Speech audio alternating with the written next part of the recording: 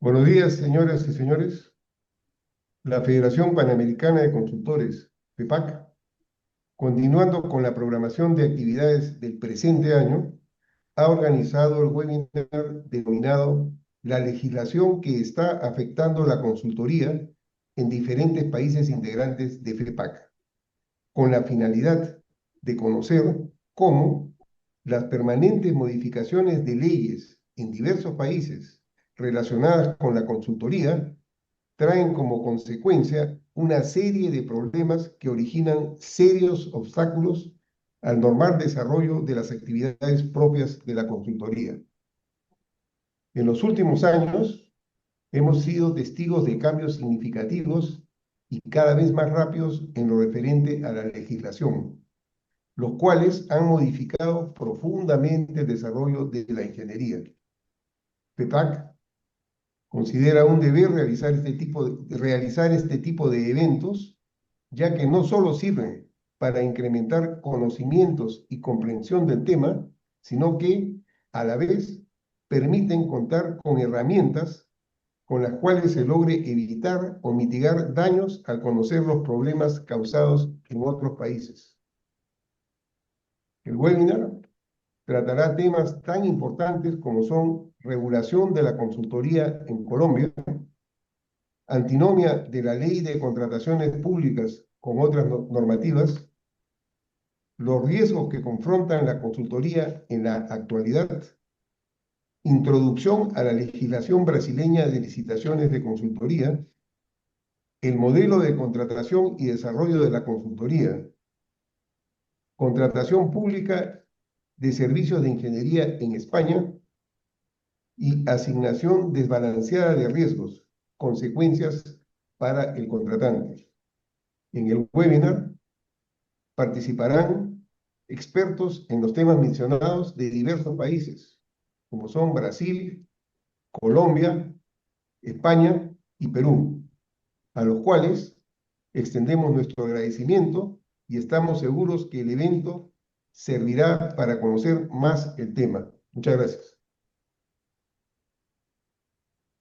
Muy bien, entonces, Muito bem. empezando con las Então, conferencias, vamos começar com as que son siete conferências, para el día de hoy, que são tenemos la primera 7 para conferencia, hoje. Temos a primeira conferência, Regulación en Colombia en la consultoría. regulação, A cargo del doctor regulação na Juan Colômbia. Carlos Quiñones, vicepresidente jurídico de la Cámara Colombiana de Infraestructura, abogado de la Universidad Santo Tomás, especialista en Derecho Administrativo y en Derecho Comercial de la Universidad Javeriana, con maestría en Derecho a la Construcción de la Universidad Melbourne, Australia. Cuenta con más de 19 años de experiencia en el sector de la infraestructura, en el ámbito privado, gremial y en mecanismos de solución de controversias. Adelante, doctor Juan Carlos Quiñones. Tiene 15 minutos. Ingeniero César. Ingeniero César, muy buenos días, mil gracias. Muy buenos días también al ingeniero Saavedra, al ingeniero Betín, a todas las directoras de FEPAC y a las personas que nos acompañan hoy en este importante evento que plantea una reflexión relevante para los países de la región, y es cuál es el entendimiento que tienen las legislaciones alrededor del rol que cumple el consultor, y en Colombia, como seguramente varios de ustedes conocen, el interventor, que es básicamente un término que se asemejaría en otros países al supervisor técnico del proyecto o al representante del dueño o al ingeniero del dueño en la ejecución de proyectos de infraestructura. ¿Cuál es la aproximación que está teniendo la legislación en los diferentes países sobre ese rol? Pero también quisiera resaltar cuál es la interpretación que hacen los operadores jurídicos de la legislación, que es un tema también importante. Entonces vamos a entrarnos en el asunto revisando las normas en Colombia que regulan la consultoría. Voy a estar en modo presentación y en estos ya 15 minutos que tengo voy a desarrollar el tema. Entonces, lo primero es la evolución normativa en Colombia sobre la consultoría. En el año de 1991, Colombia, como sociedad y Estado, profiere la Constitución Política. Y a partir de ese año 1991 viene una serie de normas, entre esas la Ley 80 de 1993, que es el Estatuto General de Contratación de la Administración Pública.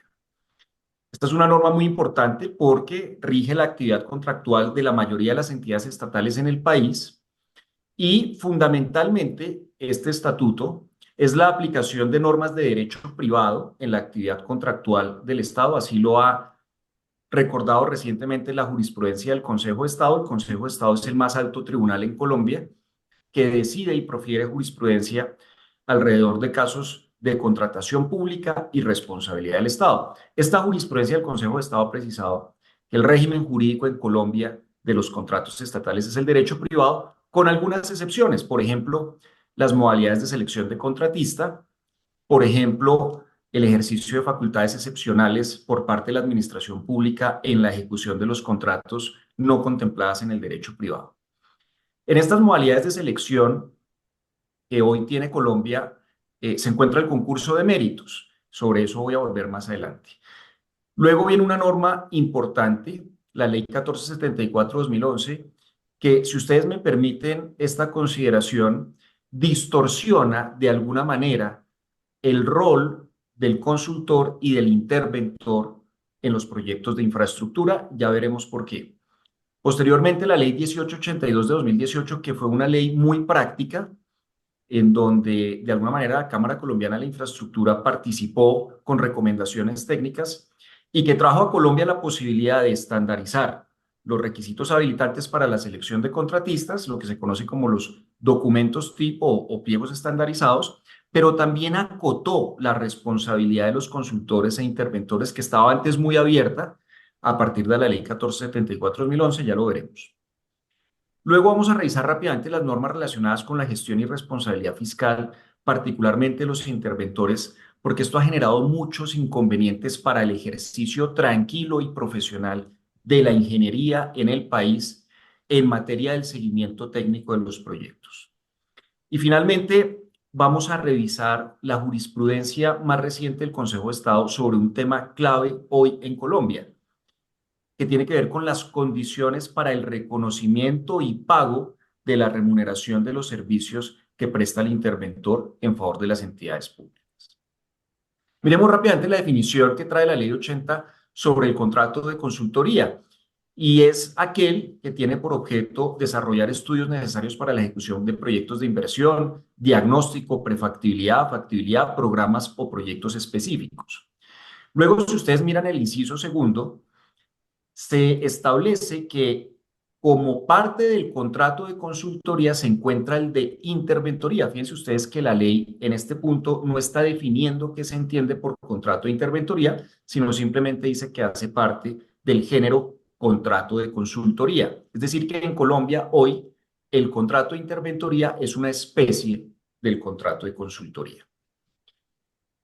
Posteriormente, tenemos la interpretación que ha hecho la jurisprudencia del Consejo de Estado sobre la naturaleza jurídica del contrato de consultoría. Y ahí encontramos que el elemento fundamental que caracteriza al contrato de consultoría es que el contratista, el consultor, ejecuta en beneficio de la entidad pública una serie de actividades principalmente intelectuales en la producción de estudios y diseños, en la producción de diagnósticos, de estudios de prefactibilidad y factibilidad, pero también en el desarrollo de la interventoría, que está marcadamente influenciada por el ejercicio de actividades profesionales en el control técnico de un proyecto. Luego, ese es el elemento central de la consideración de la jurisprudencia del Consejo de Estado sobre la naturaleza del contrato de consultoría, el ejercicio de actividades intelectuales. Y es por esa razón que en Colombia, en la Ley 1150-2007, que modifica este estatuto de contratación, Ley 80 al 93, se establece que el factor precio no es determinante para seleccionar al consultor, no es determinante para seleccionar al interventor, y eso es así porque, a diferencia de un contrato, por ejemplo, de obra pública, donde podemos tener tasados los valores de los ítems que va a ejecutar el contratista y los análisis de precios unitarios de esos ítems, En el caso de la consultoría y de la interventoría, se trata del desarrollo de actividades intelectuales que no necesariamente tienen marcado un precio material para la producción de un bien como por ejemplo la obra pública. Lo otro que ha manifestado la jurisprudencia del Consejo de Estado es cuáles son las funciones que cumple el interventor cuando la jurisprudencia caracteriza el contrato de interventoría. Y aquí lo que ha hecho el Consejo de Estado es que el interventor, que corresponde a una especie de contrato de consultoría, tiene por objeto llevar a cabo el control, la vigilancia, la inspección y la verificación del cumplimiento de una, varias o todas las obligaciones derivadas de un contrato celebrado por una entidad estatal en nombre y representación de ella. Luego, en materia de infraestructura, de acuerdo con estas consideraciones del Consejo de Estado, el interventor ejerce el control y la vigilancia sobre las obligaciones que tiene el constructor de la obra y lo hace en nombre y en representación de la entidad pública. Pasamos ahora a la Ley 1474/2011 y aquí se empieza a distorsionar la naturaleza jurídica del interventor y los roles que debe cumplir. ¿Por qué me atrevo a hacer esta afirmación?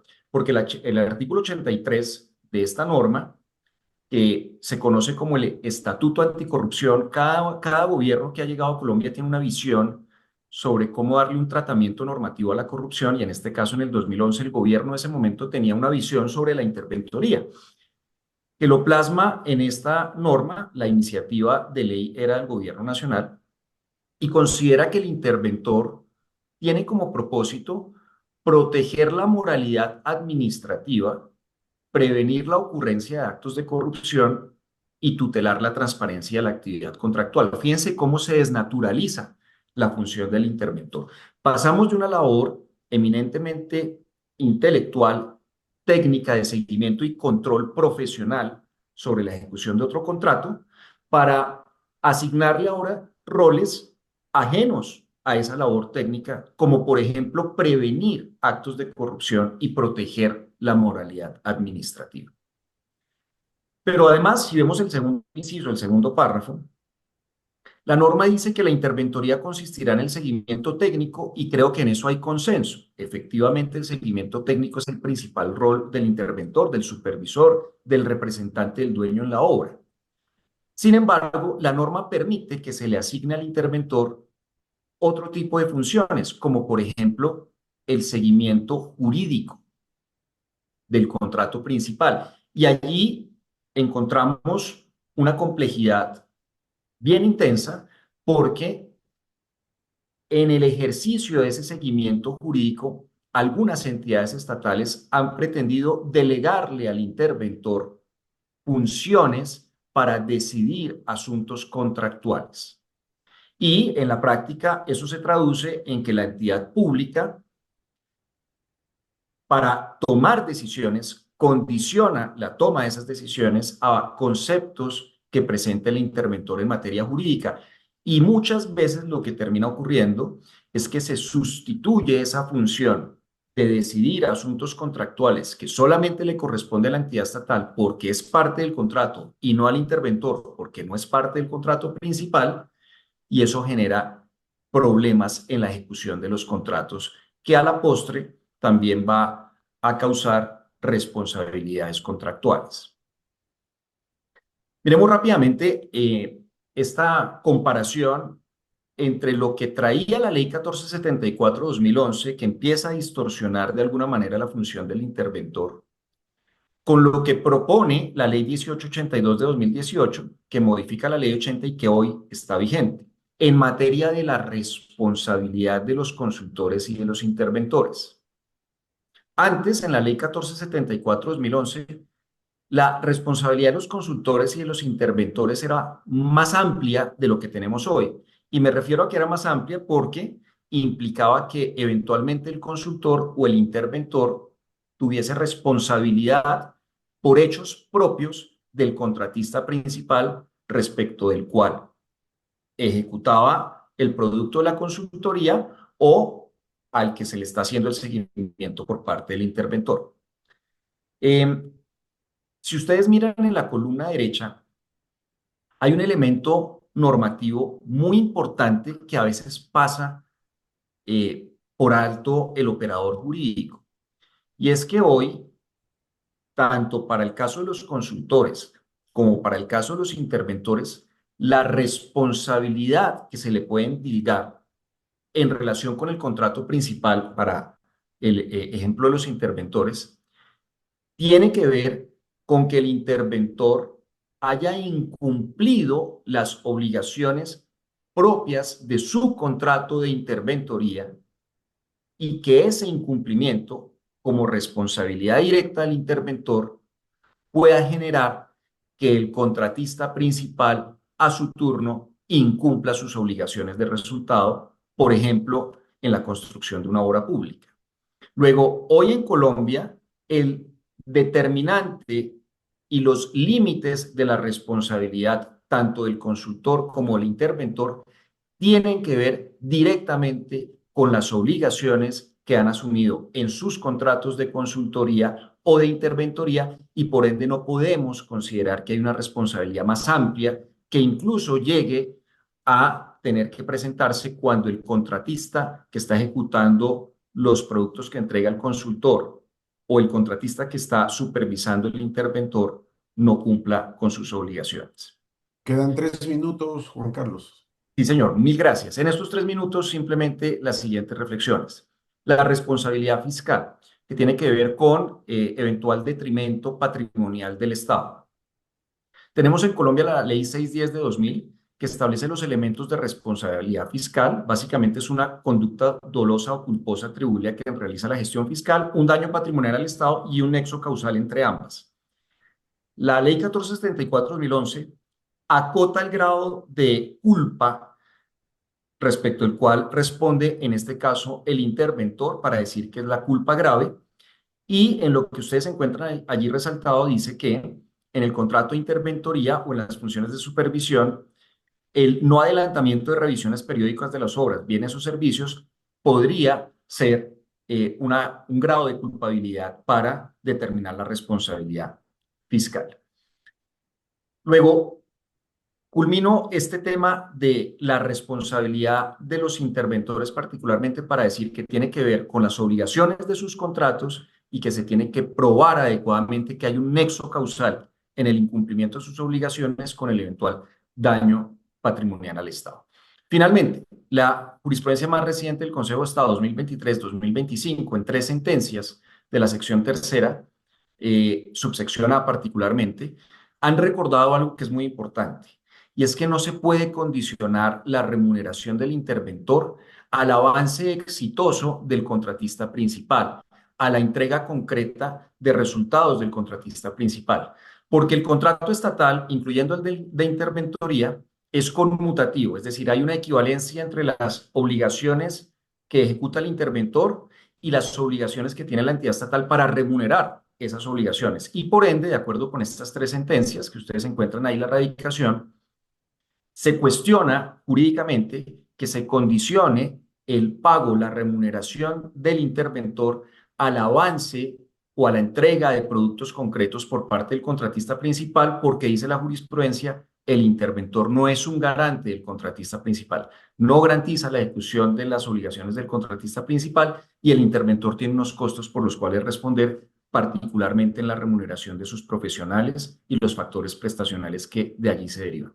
Esa sería básicamente la descripción de la regulación actual de la consultoría y de la interventoría desde el punto de vista jurídico en Colombia. Mil gracias. Perfecto. Muchas gracias, doctor Juan Carlos Quiñones. Como segundo conferencista, tenemos al ingeniero Elías Tapia Julca con la conferencia Antinomia de la Ley General de Contrataciones Públicas con otras normativas. El ingeniero Elías Tapia, presidente de la APC, es ingeniero civil por la Universidad Nacional Federico Villarreal, Lima, Perú, magíster en gerencia de la construcción por la Universidad Federico Villarreal, es doctor en ingeniería civil por la Universidad Nacional Federico Villarreal, Ha sido también nombrado doctor honoris causa por la Universidad Nacional Federico Villarreal, a la que le ha dedicado muchos años participando como profesor principal. Es vicedecano del Colegio de Ingenieros del Perú, del Departamental de Lima. Es presidente del Centro de Arbitraje y Resolución de Disputas del Colegio de Ingenieros del Perú, sede Lima, desde enero del 2025 a la fecha. Es también presidente de la Asociación Peruana de Consultoría y es el gerente general de Acruta y Tapia Ingenieros, Sociedad Anónima Cerrada. Adelante, ingeniero Elías Tapia. Bien, muchas gracias. Un saludo a todos. Y efectivamente vamos a disertar sobre un tema sumamente importante, como es la antinomia de la Ley General de Contrataciones Públicas con otras normas peruanas. Bien, vamos a iniciar con la reproducción. Y lo primero que tenemos que decir es que nosotros tenemos leyes importantes, como las indicadas, la ley número 30075 y la ley 30641, que son leyes que fomentan la exportación de servicios y entre ellas los servicios de consultoría, los servicios de ingeniería. Producto de estas leyes se crea una entidad del Estado denominada PROMPERÚ, cuyos fines son impulsar la internacionalización de la empresa peruana y su consolidación a largo plazo, y que a través de la inteligencia comercial, desarrollo exportador y promoción comercial, fortalece las capacidades exportadoras de todos los sectores de servicios, incluyendo los servicios de consultoría e ingeniería. Entonces, esos son los fines de PROMPERÚ, y para eso PROMPERÚ hace una evaluación de todas las empresas que pretenden exportar servicios y nos dan una licencia de uso de la marca Perú como parte de esta ley, y a su vez facilita toda la infraestructura de PROMPERÚ, no solamente en el Perú, sino en todo el mundo. PROMPERÚ tiene oficinas en todo el mundo, en la que su misión es justamente facilitar la exportación de servicios, de ingeniería. ¿Y por qué exportamos servicios de ingeniería? Porque la ingeniería peruana es muy valorada en el mundo y tiene un sello personal que en toda América, incluyendo Norteamérica, eh, ha sido cuna de la primera civilización en este continente. Y tenemos nosotros, lo podemos ver incluso, la infraestructura, la obra más antigua del mundo, construida hace 5000 años, que son las pirámides de Caral. Estas pirámides han sido declaradas Patrimonio Cultural de la Humanidad, y la cultura Caral fue contemporánea con las culturas de Mesopotamia, Egipto, India, Sumeria, China. Pero a diferencia de estas culturas mencionadas que intercambiaban conocimientos entre sí, Caral se desarrolló en completo aislamiento, pero pese a eso construyó, por ejemplo, la ciudad sagrada de Caral, una ciudad compuesta por pirámides de 28 metros de altura, 110 metros de ancho, plazuelas, anfiteatros, viviendas que albergaban a 3000 habitantes, ¿no? Y producto de la ingeniería peruana también tenemos la maravilla del mundo, que es Machu Picchu, que es una muestra de un desarrollo de la ingeniería geotécnica, de la ingeniería hidráulica, de la ingeniería estructural y además de la arquitectura, ¿no? Y producto de todos esos legados, ya luego con la influencia hispana, también hemos hecho ya mucha ingeniería de valor que es recordada en el mundo, como el Ferrocarril Central Andino, que hasta hace poco fue el ferrocarril más alto del mundo, que llegaba hasta 4800 metros sobre el nivel del mar, y que recientemente ha sido superado por el ferrocarril Qinghai-Tíbet, que ya llega a 5100. Y tenemos muchas obras hidráulicas, hemos irrigado, hemos convertido 100.000 hectáreas de lo que era desierto en zonas cultivables. Tenemos una central hidroeléctrica dentro de un volcán, dentro del volcán El Misti, una única en el mundo, y así muchas obras sumamente importantes, por lo que la ingeniería peruana ha demostrado valor y por eso que el gobierno peruano ha creado ha dado leyes para promocionar los servicios y los servicios de consultoría en particular, en la que siempre PROMPERÚ crea misiones comerciales en diversas partes del mundo, en la que somos invitadas las empresas peruanas y de hecho hemos ido, y vemos que PROMPERÚ pues hace su trabajo, ¿no? Hace su trabajo, pero ¿qué se requiere para ser exportador de servicios de ingeniería? ¿No? Lamentablemente, en su momento, hubieron cerca de 20 empresas peruanas desarrollando servicios en todo el mundo y en este momento, en este instante, solamente hay 2 empresas peruanas que exportan servicios, porque para exportar servicios requerimos solidez técnica y sobre todo solidez financiera. ¿Y esto dónde se van a obtener? Se van a obtener en el Perú, ¿cierto? Pero sin embargo, ¿qué es lo que pasa, no? La oferta de los servicios de ingeniería en el Perú está dada en un 80% por las entidades públicas y 20% por entidades privadas. Es decir, el principal cliente de la consultoría nacional son las entidades públicas y las leyes de contrataciones públicas deben ser compatibles con las otras leyes, ¿no? Si las leyes de promoción de los servicios de exportación, de servicio de ingeniería, hacen todos los esfuerzos para que esto suceda, todas las demás leyes deben ser compatibles. Pero ¿qué pasa con nuestras leyes de contrataciones públicas que rigen eh, desde 1998? Porque hasta 1998 nuestras leyes eran compatibles con estas leyes de promoción de la exportación de servicios. Por eso se llegó hasta tener 20 empresas en todo el mundo.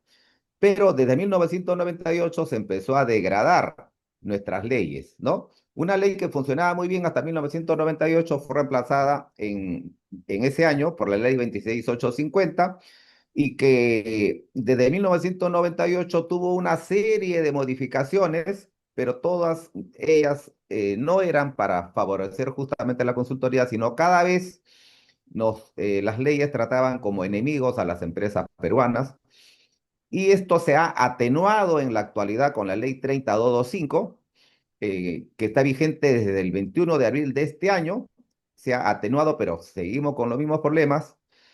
Y estas leyes pues no permiten justamente que se desarrolle la ingeniería peruana y mucho menos que se llegue a exportar como el Estado quiere. Entonces, cuáles son los factores que hacen daño a la consultoría, a la ingeniería? No solamente a la ingeniería peruana, sino a todas las empresas consultoras del mundo que desarrollan su labor en el Perú en el marco de las leyes de contrataciones. Entonces, lo primero que es que tenemos bajos costos para los estudios de preinversión, ¿no? Luego, bajos costos para los estudios definitivos, excesivas penalidades en la ejecución contractual, no se promueve el crecimiento de las nuevas empresas y se ha llegado al absurdo de encargar a otros países el desarrollo de nuestros proyectos, ¿no? Entonces, en cuanto a lo bajo costo de los estudios de preinversión, tenemos acá estadísticas que de proyectos importantes para el desarrollo nacional, las consultorías de preinversión se han ganado al 60%, al 70%, llegando incluso al 50%, ¿no? Son datos actuales, son datos a partir del 2016 hasta el 2025. ¿Cómo es posible que nuestra ley permita que se ganen las buenas pro de los estudios de preinversión al 51%, ¿no? Al 61%, al 59% del valor referencial? Entonces, ¿esto qué significa? Que no solamente no permite el desarrollo de la ingeniería nacional, porque con estos costos, ¿qué empresa peruana puede hacerse fuerte? Y de hecho, que en los estudios de preinversión, las empresas peruanas no participamos. Los que hacen los estudios de preinversión son empresas que están buscando nuevos mercados, que vienen del exterior, que no conocen bien nuestra normativa y finalmente logran el contrato y luego se generan problemas ya en la etapa de obra, como lo vamos a ver. Ahora, no es que estemos en contra de la ingeniería extranjera, no, por el contrario, ¿no? Si queremos exportar servicios, si nosotros decimos vamos a hacer en otros países, obviamente el mercado es global, sino que lo concreto es que con estos precios bajos, ¿qué empresa nacional puede tener solidez técnica, solidez financiera? Y lo mismo, debido a esa situación, producto también de las gestiones que ha hecho la Asociación Peruana de Consultoría, se ha logrado que en la nueva ley estas bajas temerarias se eliminen y se ha dado una solución parcial, ¿no? Ahora el límite es el 90%, lo cual tampoco estamos de acuerdo, pero por lo menos ahora a partir del 21 de abril no vamos a tener las bajas temerarias, sino hasta el 90%, que tampoco es óptimo, pero ese es un trabajo que se va a seguir haciendo. Y en cuanto a los estudios definitivos, también hace gran daño que los estudios definitivos se ganen en un valor entre el 0,5 y el 1% del monto de las obras, ¿no? Es demasiado bajo. Igual no hacemos estudios las empresas peruanas. Los costos, incluso el Banco Mundial recomienda que los valores recomendables para los estudios de preinversión debería ser el 5% del monto de obra y los estudios definitivos el 10%. Entonces, los estudios definitivos, aquí tengo unas estadísticas de consultorías hechas. Por ejemplo, la carretera Huánuco, la Unión Guayanca, una obra importante, ha tenido un valor del 0,51% del costo de la obra, ¿no? Y ahí sí una serie de importantes obras con montos de consultoría del 1%, 0,85%. Miren, y lo más escandaloso, 34% del monto de la obra. Entonces, eso no ayuda a que la consultoría peruana se consolide y pueda exportar como el gobierno quiere. La recomendación es seguir pues, la recomendación del Banco Mundial, que en el Perú el costo del estudio definitivo debería ser entre el 6 y el 10% del costo de la obra, que es compatible 6 e a la ley de 10% do contrataciones custo da públicas, obra, que é en el caso de las compatível à lei de contratações supervisiones, anuais. nuestra No caso de normativa indica que supervisões puede de ser obra, hasta el nossa 10% normativa del diz que costo de la pode ser obra. até Y si 10% do nosotros vemos custo al do... equipo profesional y los recursos que se requiere para la supervisión de la obra y para los estudios definitivos, en realidad es el mismo, ¿no? Entonces, incluso los plazos también llegan a ser los mismos. Entonces, ¿por qué las supervisiones de obra pueden ser hasta el 10% y los estudios van a estar en ese rango? No es compatible, tiene que cambiar. Lo Quedan 3 mismo, minutos, sí, Elías. lo mismo son Gracias. las excesivas penalidades, ¿no? Nuestras normativas desde 1998 hasta abril del 2025 hemos tenido penalidades hasta el 20% del monto del, del contrato. Excesivo. Si la utilidad en los valores referenciales es el 10%, ¿cómo pueden estar pues a un 20%? Y con la actual ley se ha bajado al 10%. El pedido de la Asociación Peruana de Consultoría era el 5%, porque históricamente con la ley que funcionaban era el 5%, pero de todos modos es un avance, porque ya no es el 20, sino es el 10, pero igualmente eso tiene que cambiar porque genera el desequilibrio económico financiero. Y lo peor de todo es que no solamente es que las penalidades son excesivas, sino que en la base se ponen penalidades absurdas. Como por ejemplo, acá tengo un cuadro de penalidades en la que si un profesional del equipo del consultor por algún motivo no va a una reunión promovida por la entidad, por cada profesional que no asista a esa reunión se penaliza con 3 UIT. UIT es la Unidad Impositiva Tributaria Peruana, que en este año es 5.350. Significa que si son 3 UITs, se va a multar con 15.600 soles. ¿Y cuánto consideran los sueldos del mes para un ingeniero del equipo de la supervisión? Es 15.000 soles. O sea, por inasistir a una reunión de 2 horas, le están multando con el equivalente a su sueldo, ¿no? Que al final no lo va a pagar el ingeniero, parte del equipo, sino lo va a pagar la empresa consultora. Y lo último es que por la misma ley peruana, en los certificados de conformidad de servicios, se establece que se tiene que indicar si hubo o no penalidades, ¿no? Entonces aquí está un modelo de certificado y se pone en el certificado las penalidades. Y esto impide que nosotros tengamos mayores posibilidades de trabajar en el extranjero, porque los comités de evaluadores de otros países, cuando ven el certificado de conformidad de servicios, dicen, ¿cómo puede estar conforme el servicio si tiene penalidades? Y si la entidad dice sí, que tu servicio fue conforme, incluso se terminó antes de tiempo. Entonces, lo único que decimos nosotros es, no es que no nos aplique penalidades, aplícanos.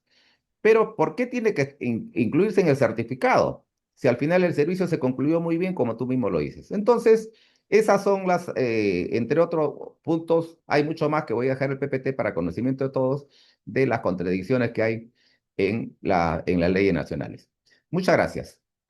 Muchas gracias, ingeniero Elías Tapia.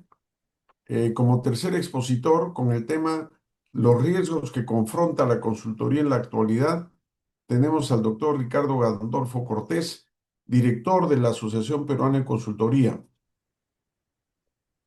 Él tiene una formación de abogado por la Pontificia Universidad Católica con más de 40 años de experiencia en contratación pública, revisor y redactor final del Reglamento General de las Actividades de Consultoría, autor del proyecto de la primera ley de contrataciones del Estado.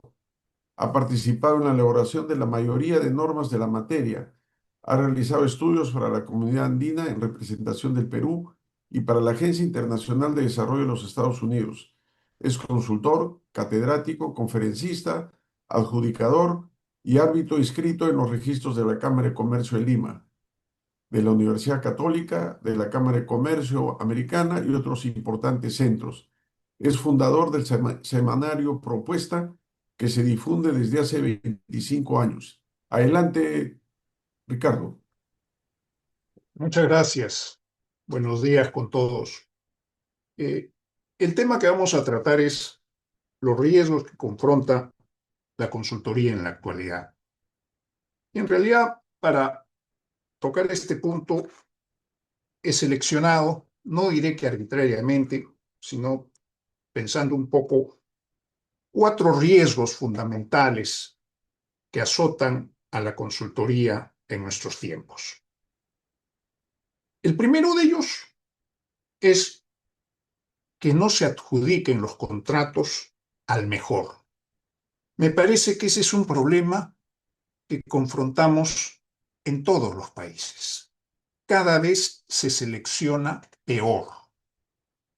O sea, de un tiempo a esta parte se evalúa la capacidad técnica, supuestamente se evalúa la capacidad técnica de los postores, pero se le da una incidencia a la oferta económica. En el caso del Perú, por ejemplo, hay una suerte de pesos y contrapesos, en cuya virtud sigue predominando la parte técnica, con cerca del 80% y un 20% de incidencia en la parte económica. Pero como en la parte económica se le asigna la puntuación más alta a quien presenta la oferta más baja, todos tratan de presentar la oferta más baja, porque evidentemente nadie quiere regalar puntos en la parte de la calificación económica. Entonces uno diría, bueno, entonces todo se limita a una evaluación técnica, eso está muy bien. No, no está bien, porque a la hora que presentan las ofertas al precio más bajo posible, evidentemente no presentan la mejor oferta. Es más, presentan la peor oferta dentro de las que puedan calificar. Es muy simple. Si yo tengo 3 ingenieros para proponer en una posición y me cobran cada uno de ellos en ese orden de importancia, el ingeniero A más que el B más que el C más que el D y el D más que el E, y de ellos califican con la máxima puntuación los 3 primeros, A, B y C, pues yo pongo a C, que es el que me cuesta menos, pero el que alcanza la misma puntuación que todos los demás. Entonces ya no le doy a quien me contrata, al Estado, lo mejor, sino lo más bajo dentro de lo que puede calificar con la más alta puntuación. Entonces deterioro la oferta. ¿Cómo era antes en el Perú y en muchos países de la región? Solo era una calificación de méritos. Se establecía un orden de méritos sobre la base de un presupuesto referencial y se disponía quién ganaba en función de la evaluación de su plan de trabajo, de su metodología, de su experiencia, de su currículum, del plantel propuesto, y se elaboraba un orden de méritos. 1, 2, 3, 4. Al que estaba en primer lugar, y solo a ese se le abría su sobre económico y se veía cuánto cobraba. Y en función de eso se decía, no alcanza con nuestro presupuesto, se negociaba con él, se le decía, puedes ajustar, puedes bajarte. A veces se reducía y se llegaba a acuerdo, otras veces no se llegaba a acuerdo, se pasaba al segundo, no se podía volver con el primero, ya se cerraba la negociación con él, hasta que se lograba acuerdo con alguien y se firmaba un contrato. Pero siempre prevalecía el interés de contratar al mejor. Eso se ha perdido. Y creo que se ha perdido en toda la región y cada vez tenemos el riesgo de contratar no al mejor. No digamos que peor, pero no contratar al mejor, que es lo ideal. Porque así como uno en forma particular en el derecho privado busca contratar al mejor, el Estado también debería buscar contratar al mejor. Lo que es bueno para el privado es bueno para el Estado. Hay que repetir esas prácticas o retornar a esas prácticas. Otro riesgo que confronta la consultoría en nuestros países es que no se valore la experiencia. Cada vez dicen, oye, la experiencia, los últimos 10 años, los últimos 20 años, cada vez lo van reduciendo. Oye, el currículum no se puede tasajear con una tijera. Tu currículum es todo lo que hiciste desde que comenzaste hasta el momento actual. Por eso en el mundo las empresas más antiguas valen más que las empresas que recién empiezan. O sea, eso de tasajear la experiencia le reduce valor en el mercado a las empresas, le resta valor. Y es un contrasentido, porque, por ejemplo, si tú tienes un trabajo que has hecho hace 50 años, una central hidroeléctrica que sigue funcionando hasta el momento, eso tiene más valor que una central que acaba de hacer alguien que tiene 5 años de experiencia, porque la tuya, tu trabajo, ha pasado el examen del tiempo, sigue funcionando con 50 años de experiencia. No, no la puedes utilizar ahora. Y se dan contrasentidos como aquellos, por ejemplo, en que el personal profesional que participa en un procedimiento de selección puede utilizar como experiencia el certificado que tú le has dado por haber hecho una obra que, sin embargo, tú no la puedes acreditar. Tú que pusiste las fianzas, que asumiste las responsabilidades, que participaste en el proceso, que firmaste el contrato como postor, como empresa, no puedes utilizar un certificado que un profesional de paso que vino, te ayudó a hacer el trabajo y después se fue, él sí lo puede utilizar eventualmente en competencia contra ti con otra empresa. Eso es absurdo. Pero ese es otro riesgo que tenemos, no valorar la experiencia como debe ser. Otro riesgo que tenemos, gravísimo, que otros actores decidan los costos finales de las obras.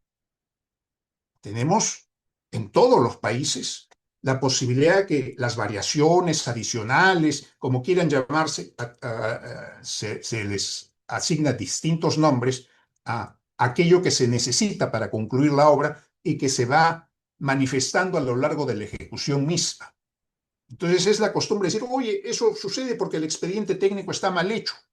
No, señores, pues puede haber omisiones en el expediente técnico, pero normalmente, a lo menos en obras de larga, que ocupan terrenos muy amplios, tienes pues necesidades de poner más material, más concreto, más fierro, etcétera. O tienes interferencias que tienes que mover, te encuentras con una serie de necesidades en el curso de la ejecución de obra que no incluyen sobrecostos, sino hacen que el costo se sitúe en su real valor. Hay que hacer ajustes al presupuesto inicial de partida. Por eso se llama presupuesto, conjunto de supuestos previos. Entonces, eso se va ajustando. Pero, por ejemplo, nosotros en el Perú, hasta antes de abril de este año, las entidades podían aprobar esos presupuestos adicionales hasta el 15% del monto de la obra. y del 15% al 50% del monto de la obra podía aprobarlo, pero en adición a la aprobación de la entidad tenía que aprobarlo la Contraloría General de la República. Es un órgano a nivel nacional, pero que no es especializado en la materia de la obra de que se trata. Porque claro, tiene que aprobar los presupuestos adicionales del 15 al 50% de absolutamente todas las entidades, de energía, transporte, salud, colegios, hospitales, aviones, barcos, tanques, todas las compras absolutas que hace el Estado. Entonces, yo digo, oye, no puede haber un órgano que sepa tanto de todos y sepa más que los supervisores que son contratados a través de rigurosos procedimientos de selección. En fin, así es la cosa.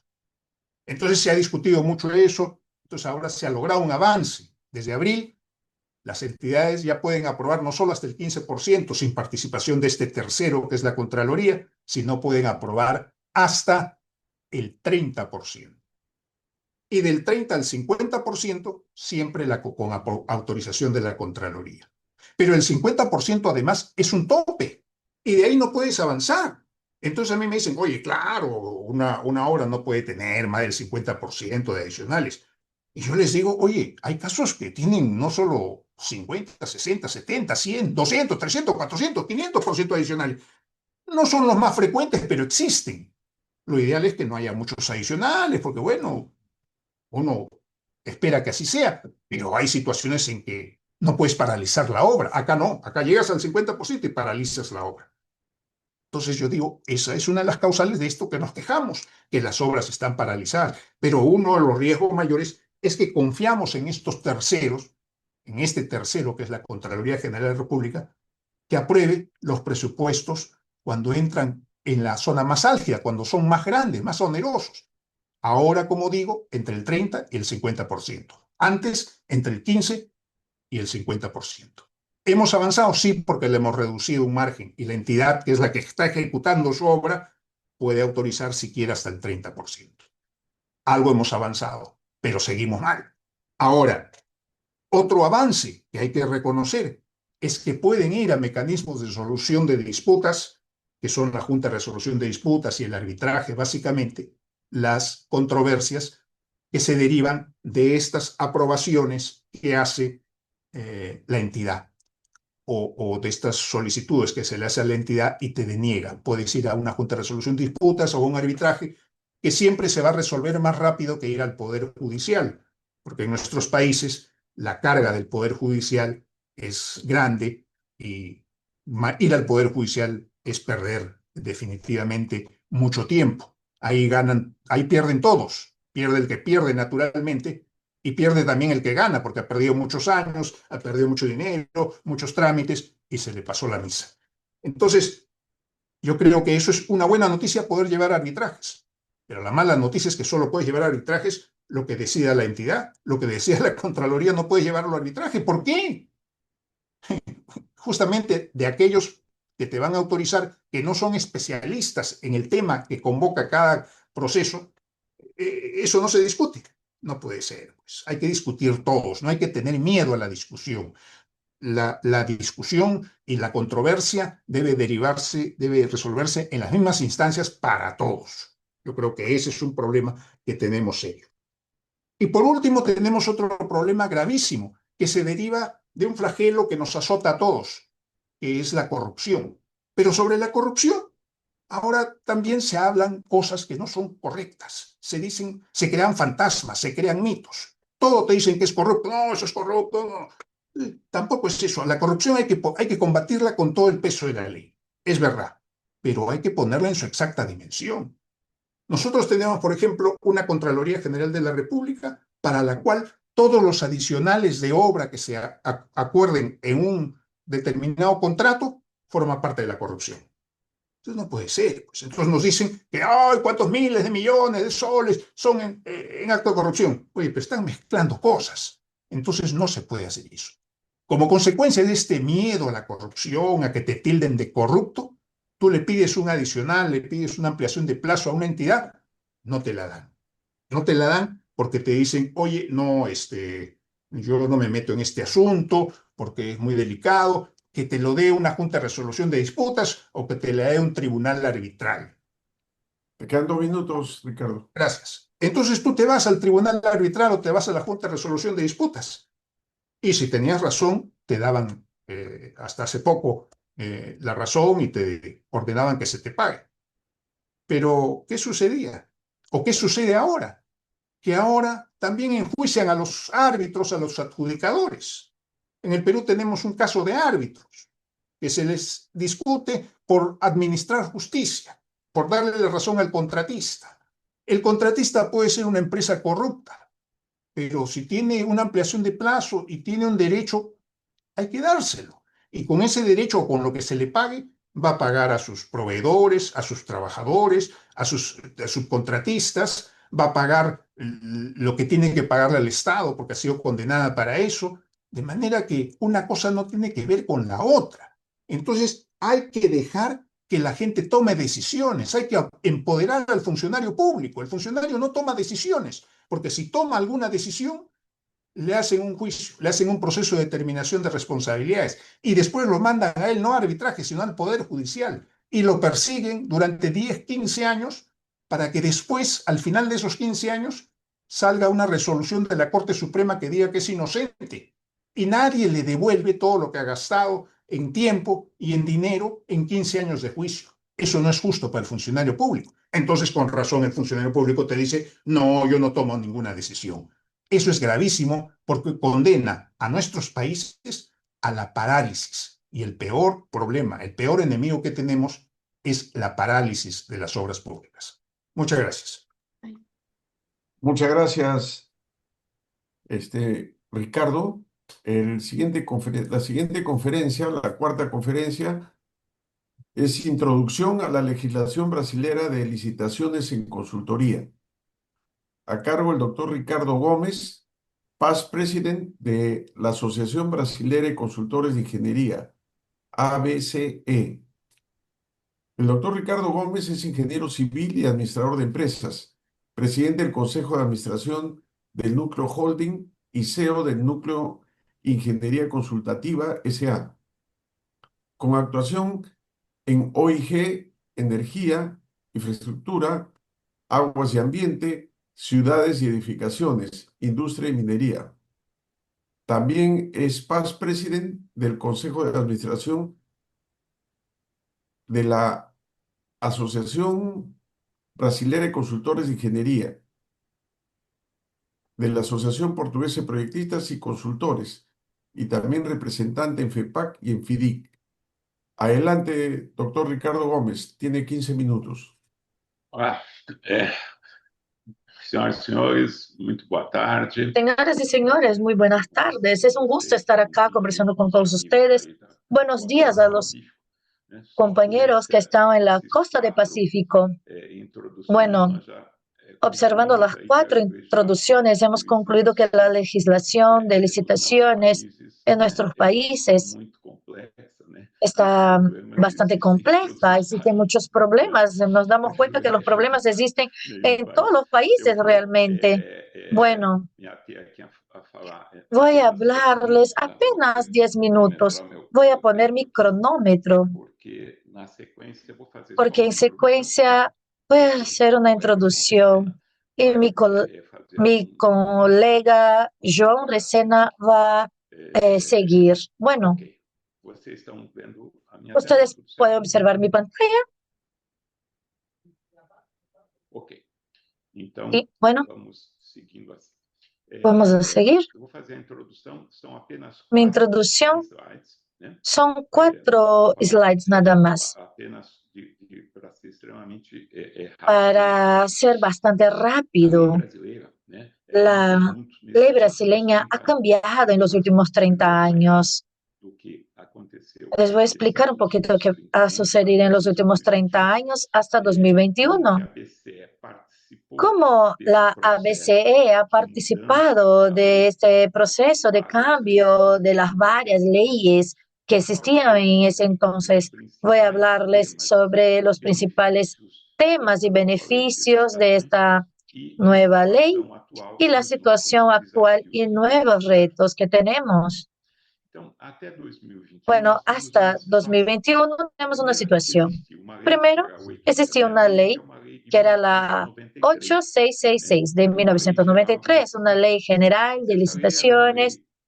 Era una ley bastante interesante, amplia, donde observaba las licitaciones que podrían tener algo técnico de precio. Bueno, funcionaba muy bien, pero tenía brechas que provocaban dudas de acuerdo a la interpretación del administrador. Bueno, pero funcionaba bien. En 2002 empezaron a haber otras conversaciones sobre lo que llamamos en Brasil de pregão. Son discusiones sobre las leyes nuevas en 2002 que definía la utilización para la contratación de servicios comunes de ingeniería, ¿qué serían servicios comunes? Bueno, ahí empiezan las discusiones. Si ingeniería consultiva sería un servicio común de ingeniería y varias interpretaciones hasta que llega al Tribunal de Cuentas en Brasil y entienden que los servicios de ingeniería podrían ser encajados como servicios comunes. Bueno, son muchos administradores que empezaron a realizar contrataciones de consultoría a través de esta subasta de la ley 10.520 y luego hubo otro problema. Brasil dio lugar a dos eventos deportivos, el Mundial de 2014 y luego Juegos Olímpicos en 2016. Bueno, y los administradores de este momento tenían mucho miedo, pensando que el régimen de contratación podría ser diferenciado por no poder demorarse tanto y de esta manera podrían retrasar las obras de estos grandes eventos deportivos. Y se ha creado el régimen diferenciado de contrataciones que llamamos de RDC y que ha empeorado las condiciones de contratación para cualquier cosa, para lo que sea. En primer momento se ha utilizado para la contratación, para construcciones relativas a los eventos deportivos, pero luego se ha utilizado para algo mucho más amplio, para todo prácticamente. Luego, como todos saben, en Brasil hubo un escándalo de corrupción, el más famoso, conocido como Lava Jato, en 2014. Y en este momento ha ocurrido eso ha sucedido en muchas de las empresas estatales brasileñas y se ha creado una ley que se llama Estatuto de las Empresas Estatales. Y este estatuto ha sido creado con el objetivo inicial de básicamente reglamentar los administradores de estas empresas estatales. Pero en el último momento, alguien ha realizado un resumen de las tres leyes que les he citado anteriormente, básicamente incluyendo la subasta, incluyendo maneras más rápidas para contratar. Y han metido esta información adentro de la ley 13.303. Esta ha sido la situación que teníamos en este momento. Luego, la ABCE y otras entidades empezaron a realizar gestiones en conjunto con el Congreso para el cambio.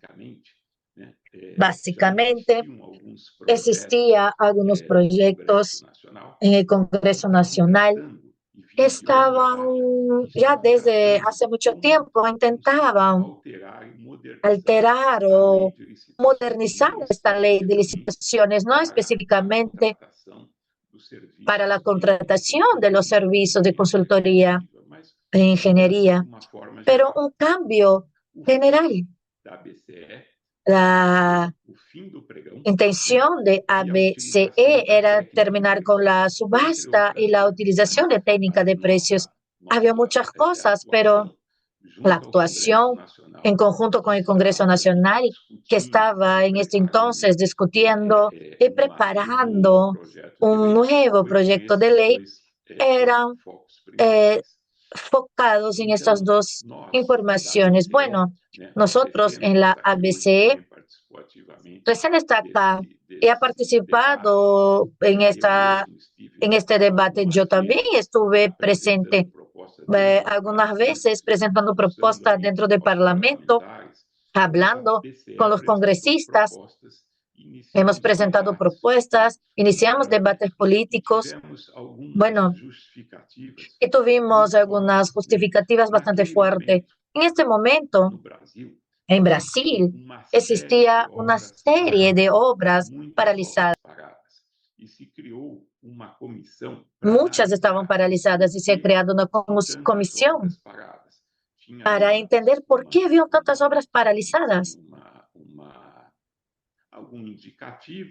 Si había un indicador o algo, era corrupción, a veces tenía otro motivo, pero en realidad llegamos a la conclusión que estaba paralizada porque los proyectos estaban mal contratados. La contratación había sido equivocada, eran proyectos que no tenían consistencia, mal realizados, sin detalles, sin un ensayo. Bueno, estos proyectos, las obras basadas en estos proyectos, las obras estaban paralizadas por necesidad. Bueno, este hecho nos ayudó bastante para poder convencer a los congresistas en este momento a realizar un proyecto más detallado en este momento. Bueno, después de todo,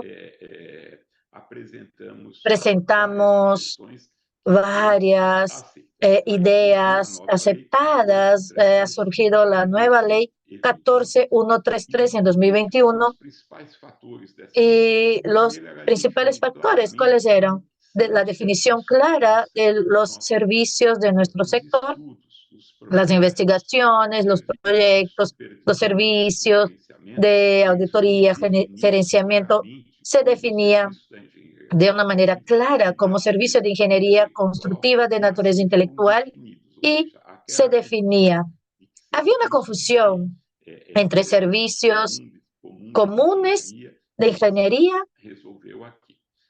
Se solucionaba en este momento la prohibición de la subasta para nuestro sector, con la obligatoriedad de utilizar la mejor técnica o la técnica de precios para cualquier licitación de nuestro segmento que fuera por encima de 300.000, que sería 300.000 reales, que serían alrededor de $55.000 americanos. Son noticias bastante importantes. Otras informaciones: prohibición de obras sin proyecto ejecutivo, la reducción máxima de 25% en el descuento de oferta en las licitaciones. Bueno, entre muchas otras cosas, que de acuerdo con mi tiempo, no voy a detenerme tanto. Bueno, la situación actual de los principales desafíos. La ley de 2021 tuvo un plazo de 2 años para iniciarse, bueno, hasta 2023, y los procesos que estaban abiertos todavía también, bueno, podrían seguir de la manera que estaban. Esta ley entra en vigor el año pasado, en realidad, de una manera más intensa. Todavía hay presiones para readecuar la ley en algunos puntos. Los cambios que pueden ocurrir en puntos principales que podría descaracterizar toda la ley. Por ejemplo, descuento de los 25%. En los días de hoy, el propio Tribunal de Cuentas entiende que no es necesario, si la empresa comprueba que es necesario este valor, en realidad no necesita recibir este descuento de 25%, entre otras cosas. El último punto que quisiera contarles es sobre la ley que he mencionado, 13303. Siguió de la misma manera, permaneció como estaba. En nuestro caso, en este entonces, discutiendo con los congresistas, deseábamos que el cambio fuera en las dos leyes, pero los congresistas en este momento entendieron que era necesario cambiar uno primero y luego el otro, y bueno, la 13303 no ha cambiado. Tenemos la ley 1433, que tiene las características que funciona para las empresas de administración directa, para los estados, para las municipalidades, para el gobierno federal, pero para las empresas estatales, Petrobras, por ejemplo, todavía utiliza la 13303, que no tiene esa obligatoriedad. Le quedan 2 Básicamente minutos. es eso. Ya terminé.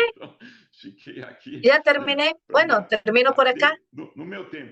Estoy de acuerdo con mi tiempo. Estoy muy bien con el tiempo. Entonces, muchas gracias. Estoy disponible para si desean conversar algo más. Muchas gracias. Muchas gracias. Muchas gracias, doctor Ricardo Gómez. Ahora tenemos la conferencia El modelo de contratación y el desarrollo de consultoría, a cargo del ingeniero Joao Resena.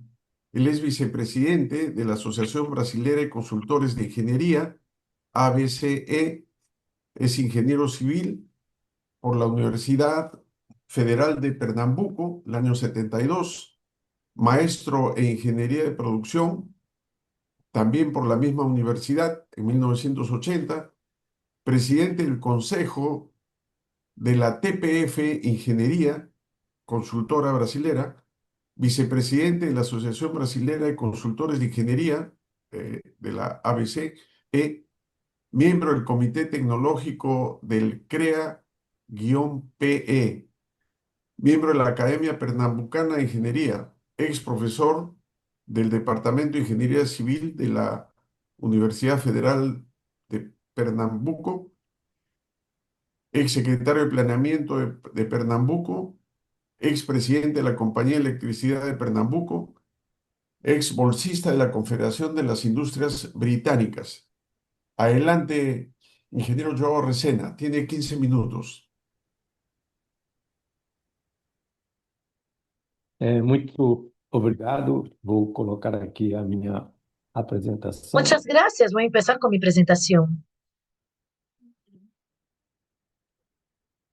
Espero que estejam vendo. Todos pueden observarlo. Bueno, quisiera agradecer por la oportunidad de participar de este evento. Básicamente está integrado al esfuerzo que hemos desarrollado hace poco en Brasil, donde buscamos presentar al gobierno la importancia de la consultoría de ingeniería para el desarrollo nacional, y buscamos ejemplos en otros países, en otros continentes sobre este tema, y es un poco de eso que vamos a hablar con ustedes hoy. Muito bem. Esse primeiro slide Bueno, la primera PPT habla sobre eso, sobre la importancia de la consultoría de ingeniería.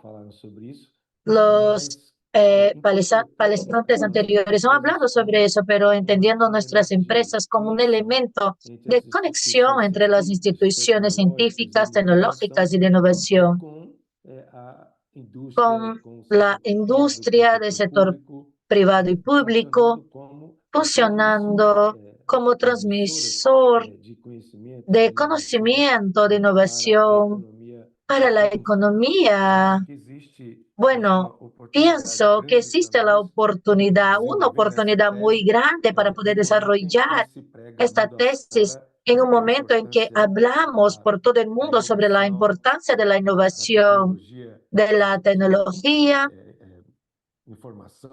de información, la transformación digital también. Pienso que nuestras empresas hoy están muy relacionadas a eso.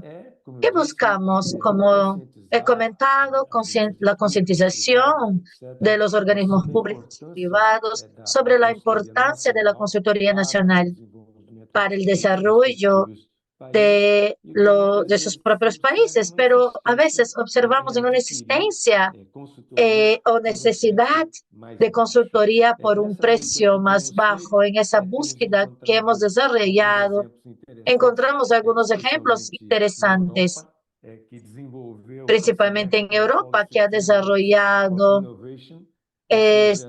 National Policy Frameworks for Innovation. Ha sido un intento de crear un ranking de los países para saber cuáles de los países han avanzado más en términos de legislación para la contratación de empresas en general, consultorías, que pueda promover la innovación. Y pienso nuevamente que hay una gran oportunidad para nosotros si podemos seguir por este camino. Bueno, un ejemplo de ese ranking, uno de los últimos que ha salido en primer lugar en Europa ha sido el Reino Unido, que es UK Procurement Act en 2023, que de acuerdo con la Unión Europea favorece la innovación. Bueno, buscamos acompañar lo que otras asociaciones han realizado.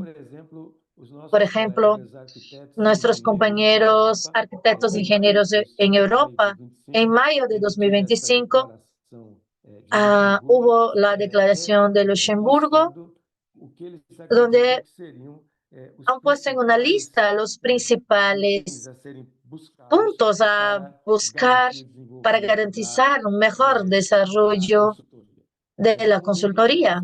Uno es reforzar el mercado interior, ya comentamos eso por los compañeros anteriores, con normas de contratación que van más allá del precio, no solamente llevar en consideración el precio. Otra cosa es el reconocimiento de este ámbito específico con servicios intelectuales. Sobre algunos colegas también ya han hablado sobre eso. Bueno, otro tema era garantizar procedimientos de contratación orientados a la calidad y a la innovación. Y por último, mejorar el acceso a la contratación de pequeñas empresas. Bueno, es una preocupación bastante interesante de Europa. Pienso que en el sentido de encontrar pequeñas empresas, startups, que estén o que tengan ofertas tecnológicas bastante avanzadas, es de esta manera poder unirse a empresas más antiguas y con bastante experiencia. Otra búsqueda que hemos realizado sobre la Federación Europea de Asociaciones de Consultores e Ingenieros en junio de este año, un listado de puntos considerados importantes para la consultoría. Ustedes pueden observar, distinguir el servicio intelectual, por ejemplo. Tenemos una comparación con la ley 1433 de Brasil. Ricardo les ha explicado, es distinguir el servicio intelectual que está observado en esa ley, adoptar la selección por técnica y precio, basado en 70-30. También observamos de una manera obligatoria en la ley brasileña, como dijo Ricardo, para trabajos de consultoría con más de 50 o 55 mil dólares. Adoptar sistemas de licitación como de 2 sobres, por ejemplo, En Brasil tenemos 3 sobres para la habilitación, uno para técnica y otro para el precio. Exigir pruebas que estén de acuerdo con los requisitos funcionales de cómo el servicio podría realmente funcionar. No solamente una explicación con especificaciones técnicas o términos de referencia. Y una vez más, evitar seleccionar el precio mínimo, si no es posible, que sea precio mediano o establecer un límite de precio mínimo, por ejemplo. Siguiendo el listado, tenemos también la adopción de la selección a través de un diálogo competitivo. No tengo conocimientos en sus países. Existe este tipo de práctica, pero es una licitación que se estimula la participación de todo el equipo competitivo en elaborar términos de referencia. En este diálogo competitivo podemos armar básicamente los términos de referencia que van a ser ejecutados y utilizados. Es una de las defensas de la Federación de las Asociaciones Europeas. Es un diálogo competitivo que se incluye también en la Ley 14133. Otro tema es no permitir que los derechos de propiedad estén vinculados a un solo suministro. Eso no se practica en Brasil. No me acuerdo de ningún proyecto de ingeniería que estuviera de manera obligatoria trabajando o considerando como una propiedad intelectual. Bueno, nuevamente, hablando, los arquitectos e ingenieros han realizado una declaración, pero la FSA está facilitando el acceso de las PYMEs de alta tecnología como algo posible. Otro tema es digitalizar los procesos de contratación. Se recomienda hacerlo y permitir la complementación de documentos durante la licitación. Eso en general no existe en Brasil, ni siquiera ha sido una propuesta defendida por la consultoría en Brasil. Bueno, la idea que traemos a ustedes es básicamente pensar en diálogos como estos que estamos teniendo la oportunidad de realizar el día de hoy. Si podríamos quizás encontrar o hacer una lista corta de cosas que consideramos importantes para las legislaciones nacionales y que pudiéramos tener una pauta de la FEPAC, por ejemplo, que fuera la misma de la ABCE en términos de defensa de estos principios para las legislaciones nacionales. Como se ha hablado también, hemos podido conversar hoy sobre los riesgos.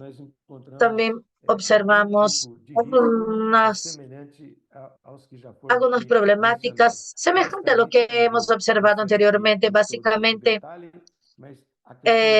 bueno, no voy a detallar tanto, pero lo básico es que no hay una imprecisión de la ley, no hay la posibilidad también de interpretarla. A veces lo interpretan de manera errónea cuando define que la fiscalización de la ejecución de los contratos debe ser realizada por un agente público o un funcionario público, y que en todo caso en la contratación, considerándonos terceros o contratados, tendríamos que asumir la responsabilidad civil por la veracidad y de acuerdo con la información. Por ejemplo, si empezamos a medir una obra, somos responsables por la precisión de esta información. Y sabemos también que existe una cierta tensión a lo largo de la ejecución de la obra entre un auditor público, que es el contratista, y nosotros que tenemos que funcionar como si fuera estamos asesorándolos y va a traer conflicto porque la persona es nuestro cliente y quiere que aceptemos la situación y nosotros vamos a asumir un riesgo de responsabilidad civil. Entonces, hay otro tema también de riesgo, la ley que está en el Código Penal brasileño con un nuevo tipo de crimen, que sería la omisión grave de datos o información por parte del diseñador, principalmente considerando la influencia que podría ocasionar en la contratación de una obra. Se puede probar luego que hubo fraude, alteración de manera proposital de datos del contrato para favorecer A o B en una licitación de obra. Le quedan Lo que 3 minutos. 3 minutos. Bueno, lo que sucede es que sabemos que realmente podría ocasionar duda en pensar lo que sucedió ha sido una interpretación, una orientación o una fraude. Bueno, si se considera como una obligatoriedad o una omisión grave por parte de nosotros, la pena de prisión es de 6 meses o 3 años y además una multa. Estos son los principales aspectos que me gustaría traerles sobre la legislación de Brasil comparando con las entidades europeas, lo que ellas buscan como un listado corto de requisitos que deben ser respetados en varias legislaciones nacionales. Muchas gracias.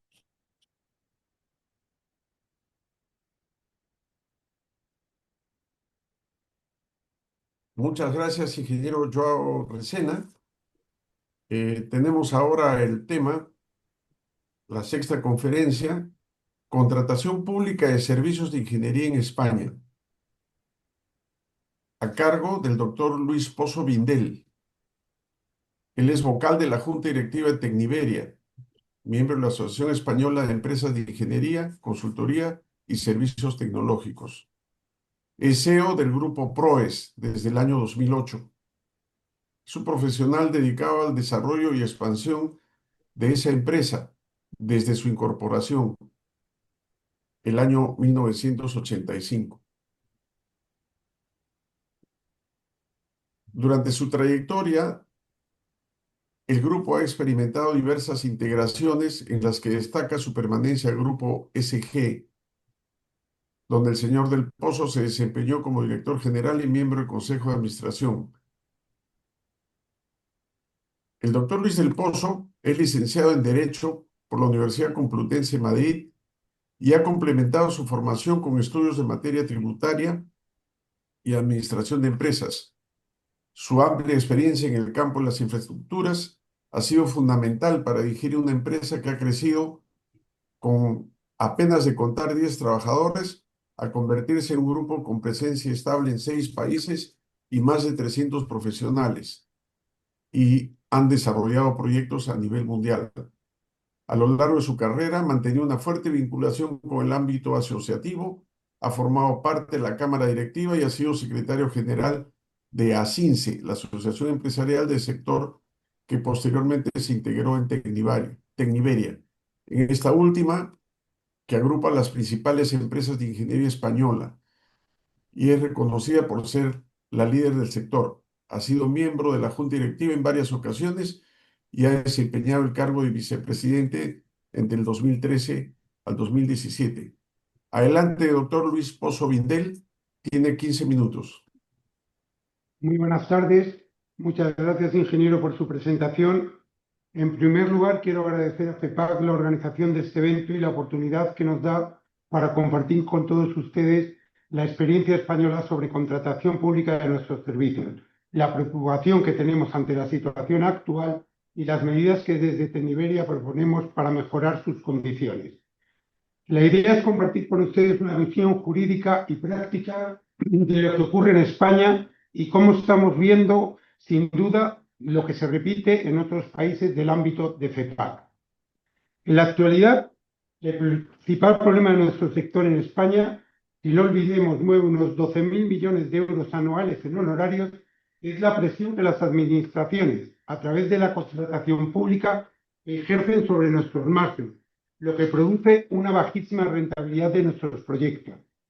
Esta situación tiene consecuencias sobre la calidad de nuestros trabajos, sobre los salarios de nuestros profesionales, que prefieren irse a otros sectores donde les pagan mejor, y motiva una dependencia excesiva de nuestras empresas del mercado internacional. Si miramos fuera, encontramos una realidad distinta. En países de la OCDE como Canadá, Estados Unidos o Escandinavia, los salarios de los ingenieros implican los de España, y a la hora de contratar servicios de ingeniería se valora mucho más la calidad técnica que el precio. Nuestra meta es lograr, como ya ocurre en organismos como el Banco Mundial, el BEI o el BID, que se priorice la calidad y nuestros honorarios sean adecuados a los servicios que prestamos. El marco legal en España está definido por la Ley de Contratos del Sector Público, en que se incluyen transposiciones también de directivas europeas. En teoría, este marco legal reconoce la ingeniería como un servicio intelectual, pero en la práctica los criterios de adjudicación siguen primando el precio por encima de la calidad. Por otro lado, nos enfrentamos a problemas no resueltos por un marco contractual muy rígido. Sirva como ejemplo la desprotección absoluta que nuestras empresas sufren ante la inflación. El sistema actual genera tres efectos perniciosos: una baja calidad de los proyectos, pérdida de talento porque los ingenieros jóvenes no ven incentivos en nuestro sector y, en general, el debilitamiento de un sector estratégico para la economía. Ante esa situación, Tecniberia, en colaboración con el Colegio de Ingenieros de Caminos, Ingenieros Civiles, ha elaborado una propuesta con 9 medidas que ahora les paso a detallar. Antes, permítame un inciso. Tecniberia ha trabajado esta propuesta en colaboración con el Colegio de Ingenieros de Caminos, pues teniendo en cuenta que el 30% de estos profesionales trabajan en nuestro sector, este comparte de forma muy significativa nuestra preocupación, pero estamos seguros de la importancia que este asunto tiene para otros ingenieros y, en general, para todos los profesionales que trabajan en ingeniería. La primera medida que proponemos es recuperar las cláusulas de revisión de precios en contratos de ingeniería que fueron eliminadas en el año 2015. Con la inflación de los últimos años, que se ha visto disparada por sucesos como el COVID o la guerra de Ucrania, muchos contratos han devenido inviables desde el punto de vista económico. En 2022, dadas las circunstancias, la Administración, mediante Real Decreto, reguló una revisión excepcional de precios en sus contratos, dejando fuera de esta medida los servicios de ingeniería. Nosotros proponemos que se incluyan y se les aplique lo dispuesto en este Real Decreto. Por otro lado, es imprescindible considerar los costes salariales, que suponen el 60% del gasto de nuestras empresas, como un elemento actualizable. Nuestro objetivo es mantener el equilibrio contractual a lo largo de la vida de los contratos, lo que nos ayudará a mantener el talento en el sector. Nuestra segunda propuesta es establecer tarifas o criterios orientativos de honorario. La ley obliga a que los pliegos de los contratos reflejen precios de mercado, pero en la práctica se usan tablas mínimas de convenios colectivos que no se ajustan a la realidad de los salarios de nuestro sector. Modelos como el alemán o el sistema italiano, donde existe una orientación o regulación de tarifas, deben de marcar el camino a seguir. Nos conformaríamos si consiguiéramos que se utilizaran como referencia las tarifas que el propio Estado está pagando a sus medios propios, como INECO o Traxa, que son mucho más elevadas que las que recibimos las empresas privadas por servicios semejantes. Con esta medida lograríamos un equilibrio contractual entre prestaciones y precio. La tercera medida pretende cambiar la ponderación económico-técnica a la hora de valorar nuestras ofertas en los procesos de contratación de servicios de ingeniería. Hoy, gracias a la imposición de directrices europeas, la técnica tiene un peso del 51% frente al 49% de la económica. Nosotros proponemos elevar al 80% la valoración técnica. ¿Por qué? Porque siendo la ingeniería una parte mínima de la inversión, una buena calidad de esta produce importantes ahorros tanto en la fase de construcción como en el posterior mantenimiento de las infraestructuras. Un buen proyecto inicial ahorra millones en ejecución y mantenimiento. Los organismos multilaterales ya aplican este criterio y España debería alinearse con ello. La aceptación de esta propuesta mejoraría sin duda la calidad de nuestros trabajos y nos permitiría una mayor inversión en mejoras técnicas. La cuarta medida es fijar límites al juego de bajas excesivas. Un umbral de temeridad restrictivo impediría adjudicar ofertas artificialmente bajas. La temeridad podría aplicarse a aquellas ofertas cuya baja fuera un 3% sobre la media. Por otro lado, en el supuesto de que se admitieran bajas superiores por aceptar la justificación de estas a posteriori o por otras causas, deberíamos fijarse que más allá de un límite, la puntuación no aumente aunque la baja sea mayor. La implantación de estos límites, que ya han sido avalados por tribunales y órganos administrativos en nuestro país, sin duda redundaría en el establecimiento de un marco de competencia mucho más sano y dotaría de mayor viabilidad a los contratos. Nuestra quinta medida pretende lograr un sistema de pagos justo. Hoy muchas ingenierías cobran según certificaciones de hora, lo que obliga a financiar trabajos durante meses en etapas de baja ejecución. La propuesta es clara: pagos por unidades efectivamente ejecutadas por la ingeniería, previsión automática de modificados si hay ampliación de plazos y actualización en contratos plurianuales. Esto es justo, en el sentido estricto de dar a cada cual lo que se merece o le corresponde, y acorde al principio de equivalencia de prestaciones. La sexta medida pretende que las mejoras que se plantean en determinados concursos sean eso, realmente mejoras. Hoy se usan a veces como bajas encubiertas. La ley dice que deben estar vinculadas al objeto del contrato y no superar el 2,5% del peso total en las licitaciones abiertas. Proponemos que únicamente se admitan mejoras que aportan calidad, innovación o sostenibilidad verificables. El objetivo de esta medida pretende una mayor transparencia en la contratación y, por supuesto, la realización de mejores proyectos. La séptima medida pretende que las modificaciones en los contratos y las liquidaciones de estos sean claras y justas. Hoy muchos contratos se alargan sin retribución, lo que supone enriquecimiento injusto para la administración. Ya existe jurisprudencia al respecto. Proponemos prever modificaciones desde licitación, reconocer mayor dedicación de profesionales como modificación contractual y aplicar liquidaciones por mediciones reales. Con esto pretendemos restablecer el equilibrio económico de los contratos cuando éste, por cualquier causa, se rompa. La octava medida pretende actualizar el concepto y, por lo tanto, la valoración de los gastos generales de nuestra actividad. Como todos sabemos, en ingeniería los salarios son la parte principal de nuestro gasto, suponiendo de media aproximadamente el 60% de este. Teniendo esto en cuenta, es fácil deducir en el entorno en el que pueden estar los gastos generales. La Administración, aplicando los criterios que pueden ser válidos para otras actividades, como la construcción, solo nos reconoce un 13% de gastos generales, claramente insuficientes para nuestra actividad. Nuestra propuesta es de actualizar los criterios, incluyendo dentro de estos gastos generales, gastos de personal no afectos directamente a la producción, formación, tecnología, I+D, etc. Si no actualizamos la valoración de los gastos generales, solo lograremos precariedad en el sector, lo que implicará recortes de personal y, indefectiblemente, pérdida de talento y calidad. Por último, nuestra novena medida pretende regular la contratación conjunta de los proyectos y obras. La ley española lo admite solo en casos excepcionales, porque puede haber conflicto de intereses entre proyectos y ejecutar. Proponemos separar por lotes el proyecto y la obra, y en el caso en que finalmente se optara por la contratación conjunta, al menos garantizar que la ingeniería nominada en la oferta sea realmente la que desempeñe el trabajo. Esto asegurará nuestra independencia técnica y, por lo tanto, menos conflictos posteriores. Según nuestro criterio, la implementación de todas estas medidas tendría impactos claros. En lo económico, empresas más sostenibles.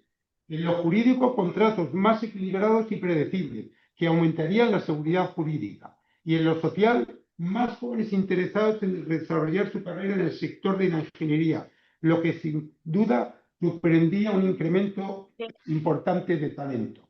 Y en el ámbito internacional, una mayor competitividad de nuestras empresas. En Latinoamérica, en muchos casos, los paralelismos son claros, como hemos podido ver a través de las presentaciones anteriores. También se ve presión por precio, falta de personal técnico y, en algunos casos, mercados poco transparentes. Si aplicamos medidas como ponderar más la calidad, establecer tarifas orientativas y reconocer costes salariales, se puede aprovechar la contratación pública como palanca de desarrollo. Nuestras experiencias pueden servir para otros países de la TAN, por supuesto en lo bueno, pero de forma fundamental para evitar los errores cometidos aquí y que hemos intentado catalogar aportando soluciones para los mismos. Permítanme cerrar con 3 ideas fundamentales. Primero, necesitamos un marco jurídico sólido que proteja la ingeniería como servicio intelectual. Segundo, necesitamos precios justos y revisables, porque sin sostenibilidad empresarial no hay innovación ni talento. Y tercero, debemos ver la ingeniería no como un gasto, sino como una inversión estratégica para la sociedad. Esas 9 medidas no son un fin en sí mismo, deben de ser, como se dice hoy en día, una hoja de ruta para nuestro sector. En resumen, la calidad de nuestras infraestructuras depende directamente de la calidad de nuestra ingeniería y esta de las condiciones en que se desarrolle. Es imprescindible reforzar un marco jurídico que reconozca el valor intelectual de nuestros servicios y garantice la sostenibilidad económica y técnica del sector. No olvidemos que invertir en ingeniería es invertir en el futuro. Muchas gracias. Muchas gracias, doctor Del Pozo Vindel, por su brillante exposición. Tenemos a continuación la exposición, la séptima y última conferencia, que es Asignación desbalanceada de riesgos, consecuencias para el contratante, a cargo del ingeniero Miguel Ángel Betín Jaraba. Él es vicepresidente de la FEPAC, es miembro de la Cámara Colombiana de Infraestructura, es ingeniero civil con las certificaciones de máster, de MBA, de PMP, PMP-RMP. Es un consultor en proyectos de infraestructura con 20 años de experiencia en Colombia, Perú y Centroamérica. Adelante, ingeniero Miguel Ángel Betín. Tiene 15 minutos. Muy buenas tardes a todos. Quisiera preguntarles si están viendo mi pantalla. Sí, todo bien, adelante. Perfecto, entonces agradecer mucho a la FEPAC por esta invitación y a los colegas por sus presentaciones importantes que hacen un diagnóstico bastante acertado de la situación por la que atraviesa la consultoría en Latinoamérica. Y yo les voy a hablar un poco de los riesgos en el sector de la infraestructura enfocado en la consultoría. Entonces, como medida inicial, muy rápidamente, siendo expertos, pues los riesgos son eventos inciertos que de materializarse afectan los resultados de un proyecto. Son por lo general inciertos, cada uno tiene una probabilidad diferente de presentarse y si se materializan, generan un efecto en costos, tiempos, calidad, seguridad o reputación. Y en términos generales, la teoría señala que el riesgo debe asignarse a quien esté mejor capacitado para controlarlo. En Colombia, en la infraestructura en general, se clasifican los riesgos en 3 tipos. Los riesgos de tipo técnico, que a la hora de construir la obra... Miguel Ángel, no estamos conseguindo ver su tela, su presentación. Ingeniero Miguel, no podemos ver su presentación. Gracias. Un momentico. ¿Ahora sí están viendo la presentación? Adelante, ahora sí. Perfecto. Entonces, en general, los proyectos de infraestructura se dividen en técnico, financiero y legal, y la gestión básicamente es identificarlos, analizarlos, asignarlos y mitigarlos para reducir su impacto. Entonces, en Colombia, para entrar en materia en el tema de la legislación, como hablaba el doctor Quiñones, en la Ley 80 de 1993, que fue una gran reforma a las compras públicas, se estimó en principio que de manera muy general los riesgos previsibles eran asumidos por el contratista, sea contratista de consultoría o de construcción, y estaba prohibido trasladar riesgos inmedibles o imposibles. Y básicamente los interventores y los consultores respondían civil y penalmente por sus obligaciones.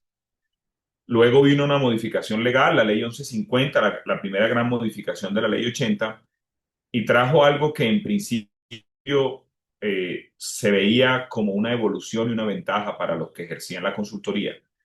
Y es que se obligó a identificar, tipificar y asignar los riesgos en los pliegos. En Colombia se denominan pliegos de condiciones, a lo que quizá en otros países se llaman términos de referencia o bases de contratación.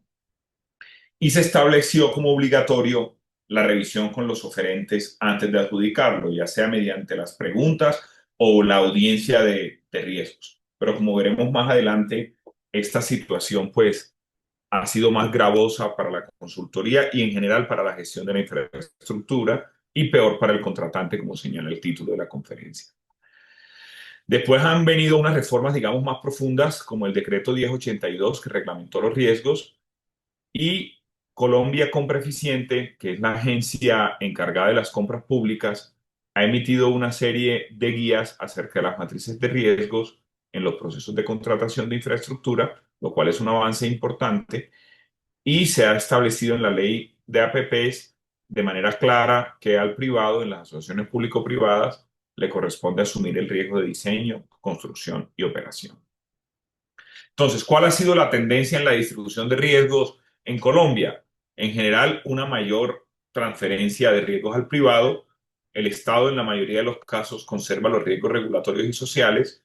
Para los consultores e interventores, que, pues para los que no conocen, la interventoría es la supervisión técnica de obra, los riesgos supuestamente están limitados en su rol técnico, pero en la práctica lo que se ha dado es una sobrecarga de funciones, como el pago al supervisor de acuerdo al avance del constructor, y una situación bastante compleja que ha dificultado enormemente la tarea, que es en la interpretación de la Contraloría General de la República, existe una responsabilidad solidaria del consultor, que quiere decir que la aplicación práctica del artículo 84 de la ley 1474, el Estatuto Anticorrupción, que señala que el interventor puede ser solidariamente responsable con el contratista, pero solo por los daños que le sean imputables a su propia omisión de informar, se ha transformado en la realidad en una responsabilidad del consultor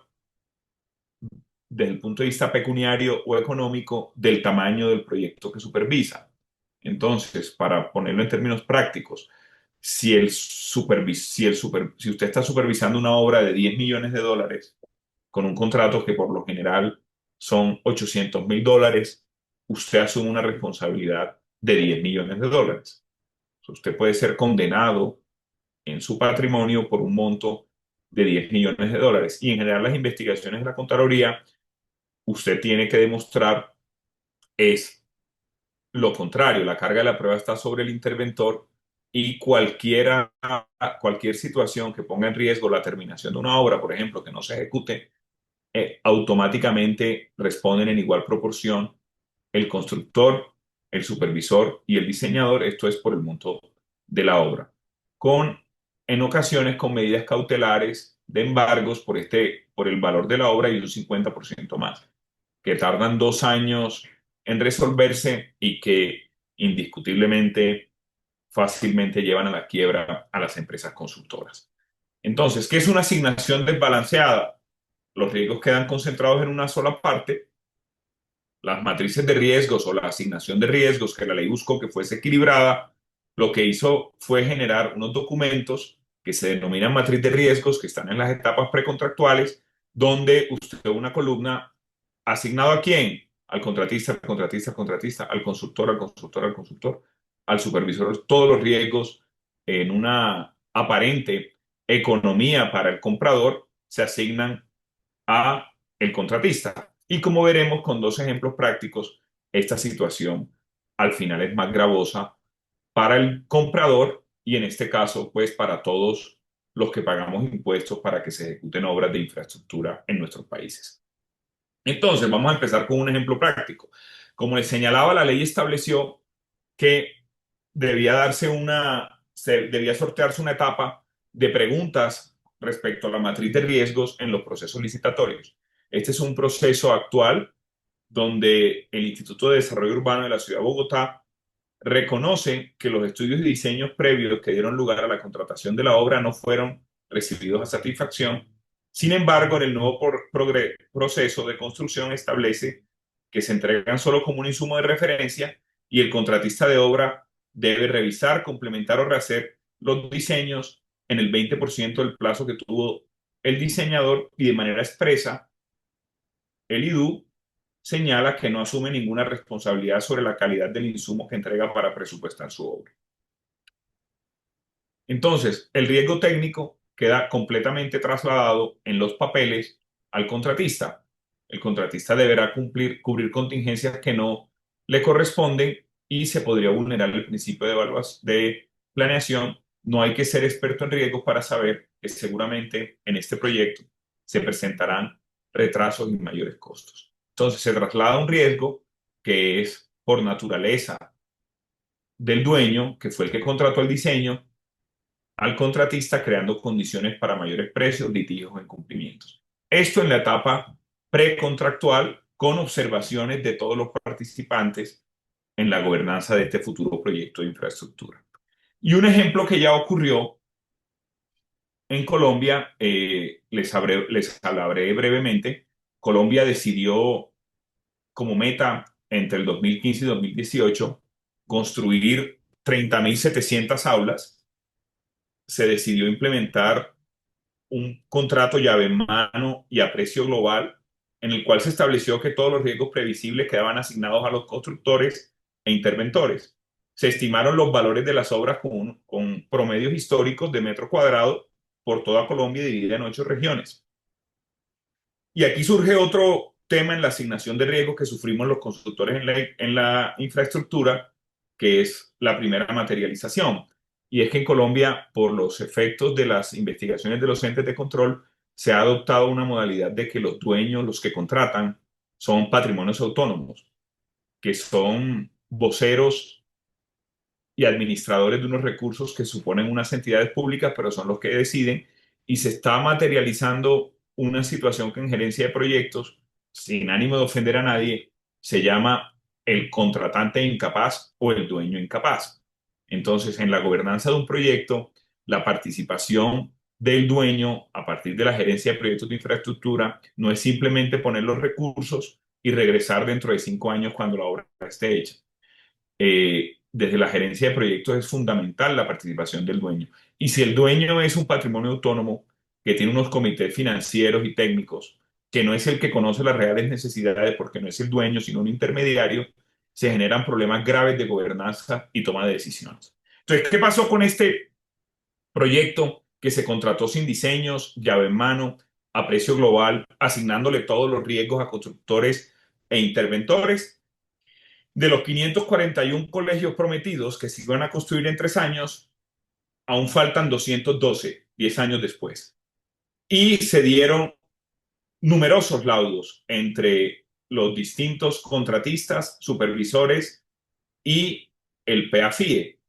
El resumen a la fecha, porque esto no ha terminado, en una inversión que se esperaba en 500 millones de dólares, que tiene un atraso ya de 10 años, pues las pérdidas del FIE en procesos arbitrales ascienden a los 80 millones de dólares, los costos de abogados, peritos y árbitros a 5 millones de dólares, y en la nueva, digamos, ola de construcción de infraestructura educativa se ha adoptado unos nuevos procesos, unos nuevos contratos a precios unitarios y separando las fases de diseño y construcción, lo cual significó, o es el ejemplo claro de que una asignación desbalanceada de riesgos al final le cuesta más al contratante, que aquí se puede medir de manera más o menos clara significaron costos adicionales no previstos en laudos arbitrales sin árbitros de más o menos $100 millones y una infraestructura atrasada al menos 8 años.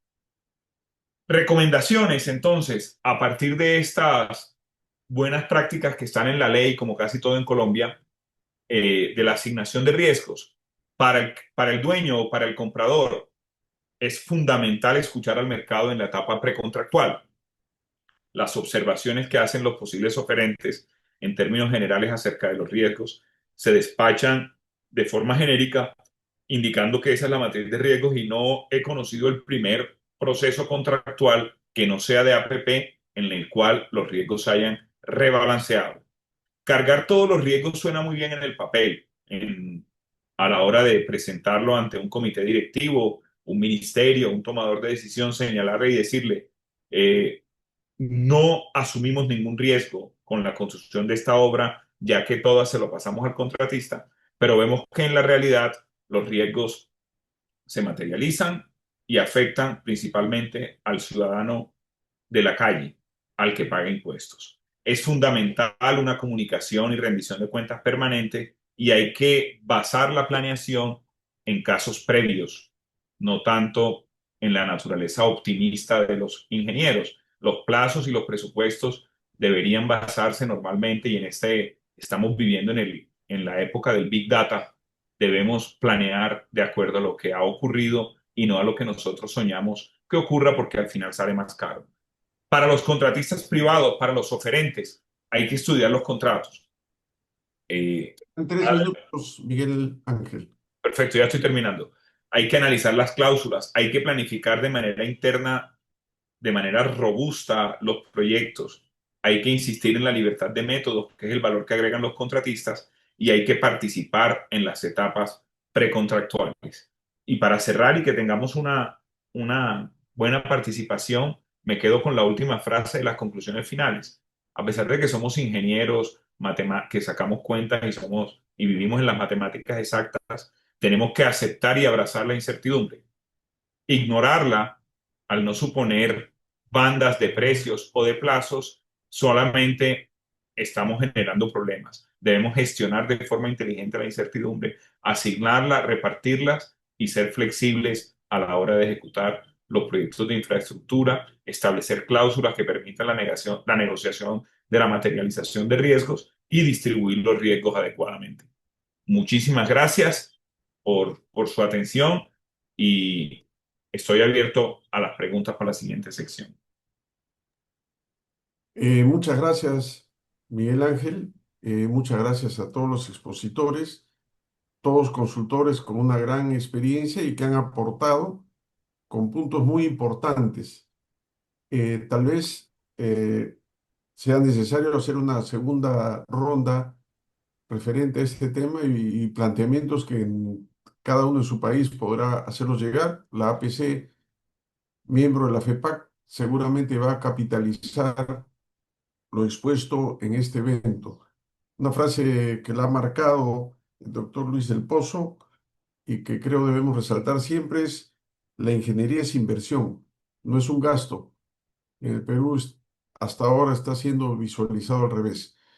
Bueno, queda solamente, no han habido consultas. Lo que me indicaron es que al no haber consultas íbamos a pasar a la clausura del evento a cargo de Miguel Ángel Betín. Adelante, Miguel Ángel. Bueno, muchas gracias a todos los participantes. Tenemos que la labor, nos damos cuenta en un webinar como este, con exposiciones de 4 países diferentes, que los consultores en Latinoamérica e Iberoamérica compartimos las mismas dificultades, que es necesario que las autoridades y los compradores de nuestros servicios entiendan que una consultoría de calidad es lo más benéfico para la sociedad.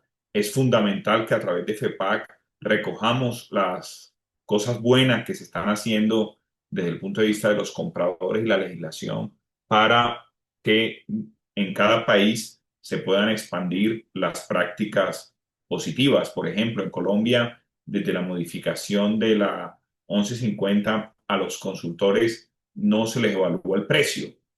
No ha dado un giro un poco no deseado, pero es fundamental señalar que en Colombia, por ejemplo, los concursos para seleccionar consultores no usan el precio como criterio en términos generales, y yo creo que esa es una buena práctica que fue un impulso importante que dio la Cámara Colombiana de Infraestructura y que valdría la pena que los países colegas revisen cómo se llegó a esa medida, que es algo de lo cual se han quejado los anteriores expositores.